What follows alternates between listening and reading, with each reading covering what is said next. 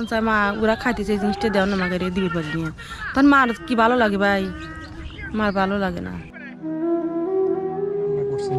আজকে মুজ বাটিছি, বাদামের মুজ বাটা।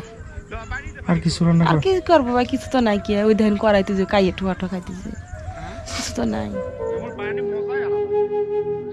এই দনি আসছিলাম এখন গরিব আর যেসব দুঃখের কথা মনে হয় তেমন বেটাকের কথাই মনে হয় না, আর তা ফাইতেও কিছু করে ফেলবো।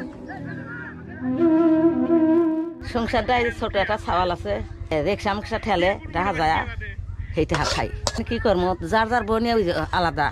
না আমার কাছে আছে 30 টাকা। আমার কি নাও নাই দাম।